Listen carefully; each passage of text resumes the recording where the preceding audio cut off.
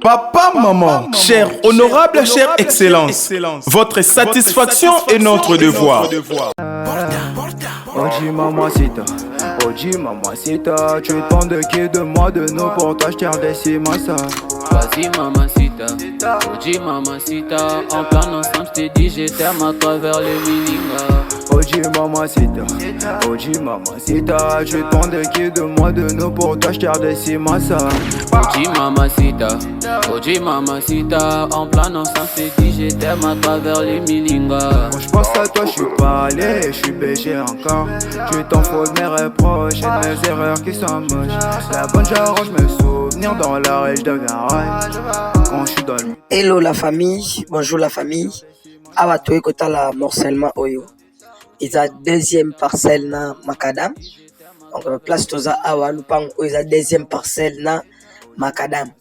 Donc toye kota ndako oyo isa morcellement. Bon remarquer la droite na biso isa na flèche mo isa wana.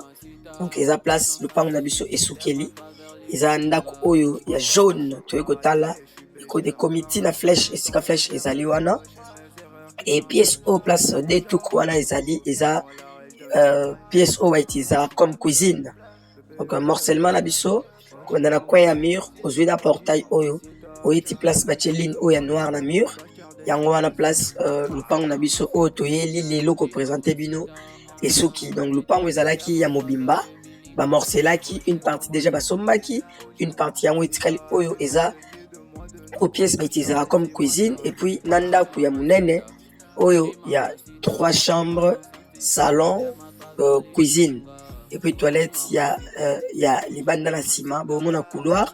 Donc morcellement la biso eza en attendant to baluka la ciment to pe sa pe dimension morcellement la biso eza nandenga si ya liboso eza 9 mètres moulayi eza 21 oyo eza la toilette to baluka nandenga ciment. Donc ils ont 9 mètres de largeur nandenga liboso kota portail moulayi na yango ti place tout ça à la mur ils ont 21 mètres et nandenga sima à place mur wana la séparation ezali na ba voisin déjà basomba ils ont 12 mètres. Dans la lobby nandenga liboso aza 9 mètres moulayi na ye aza 21 mètres et nandenga sima place ba kaboni na ba voisin aza 12 mètres. Donc aza moins légèrement trapézoïdal. Donc ndako na biso o munene o tozomona eza ndako ine na lobby il y a 3 chambres, salon, cuisine et puis toilette. Il y a libanda o bomoni mi balewana. Donc pièce nango ya cuisine yango yo awa et puis awa toza na commune ya Ngaliema.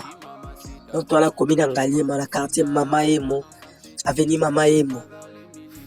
Donc eza deuxième parcelle na Macadam. Je crois que totali ndako tobi masko libanda pour tout le monde n'a pas venu a to telemili boso lupango. Donc tout le monde na Macadam yango wana mitu kezoleka ba moto ezoleka ndena lobaki toza deuxième parcelle na Macadam. Donc a to misko na Macadam auto monde na liboso la eza ba nouvelle construction ba maison commerciale et puis école au batnyos baebi école mafuta yango wana na avenue Mama Emo tozonga na lupango. Tozongi lisusu pona kolakisa lupango moye tokota na kati eza te parce que ndako eza na batu bazo loué wana mais tolakisi na ndenga libanda prix ya lupango na biso eza $60,000 légèrement négociable. Donc to tchara ba mapango tolobaka légèrement négociable parce que toyebi ba dernier prix ndenge propriétaire azo lukela ndenge propriétaire alingeli. Donc $60,000 légèrement négociable. Awa na lobaki toza na commune ya Ngaliema na quartier Mama Emo avenue Mama Emo lupango eza clôturé et deuxième parcelle na Macadam. Donc $60,000 légèrement négociable. Aujourd'hui ndako il y a 3 chambres, salon, cuisine, toilette. Et lupango eza déjà clôturé. Donc abo tchara mir mitoyen yo na voisin. Bonne chance à tout le monde. Merci beaucoup. Bye bye.